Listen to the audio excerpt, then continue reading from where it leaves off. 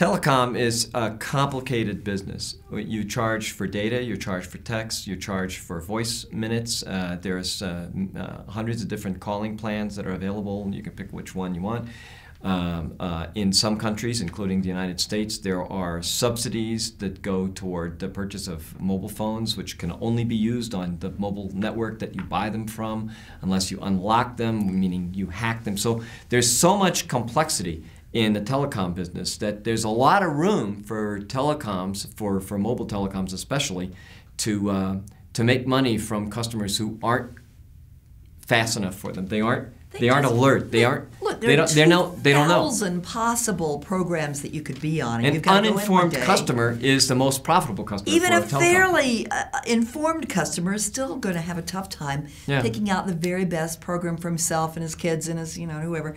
And so expecting customers to do that and then saying if they don't, well, it's the one they picked out as an excuse. When we give lectures and speaking engagements, a classic question I ask the audience is, okay, raise your hand if you're confident that you're on the correct calling plan for the phone that you have on your person right now. No hands go. Oh, a few hands go up, and I always say, "Oh, we got some telephone company guys here, okay?" Because they're the only ones who really know. That's right. There's no one else who can.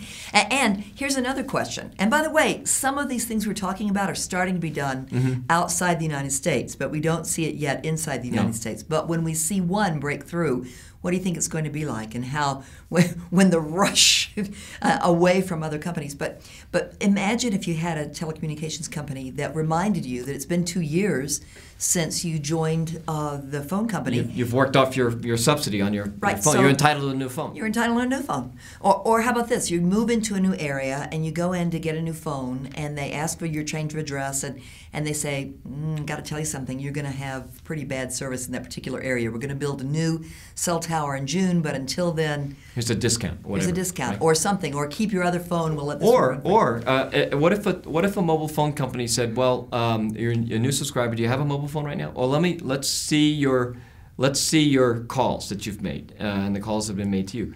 And we look at how many of those calls are from out of our network or to out of our network, for which you'll be charged more. And we say, look, your friends are in this network, but this is a more economic plan for you. And maybe we create a plan that is for your kind of calling. But we don't simply take you because you're willing to be taken.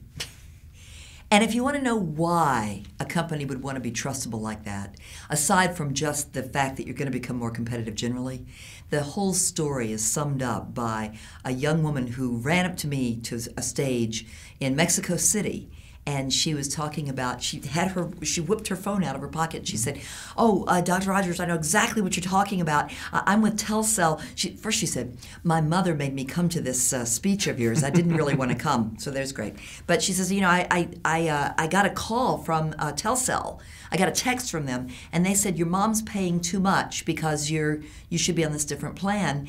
And so my mom is now saving money because they put me on the right plan." Now, she was so excited about it that she ran up to a speaker. She didn't even want to have to come here. Yeah. Right? And of course, she's telling all of her friends, and here's why they do it. They lose a little bit of money every month, but they will have her for the rest of her life. They'll have her kids, they'll have all her friends, they'll have every piece of her business from now on if they don't screw up. And that's why you do it. One of our clients in Turkey, Vodafone Turkey, launched a program called Customer Bill of Rights. With our blessing, it was basically a collaborative project. It involved some consulting from us and some recommendations. And basically, they're now competing with their competitors launched similar programs in Turkey. In Turkey, which is an extremely competitive mobile market, you see companies now beginning to compete for the trust of their customers. And the Bill of Rights at Vodafone is things like, if you're on the wrong plan, we'll tell you. We'll automatically put you on the right plan. We'll remind you when when you have a bill that's due or when you're almost about to exceed your limits, and so that you don't incur a penalty and so forth. So we'll tell you when you're roaming, when you might not be aware that you're roaming, and things like that. So a trustable telephone company is one that you forge a partnership with for the rest of your life, instead of one where you just kind of, grit your teeth and hope for the best, and then stay in it Yeah. until you can get out of it. But for the most part, U.S. carriers are Behind. awful. They're behind. way behind European and even They'll be many wonderful. Middle East They'll be carriers. wonderful when they come around. Maybe. We'll see.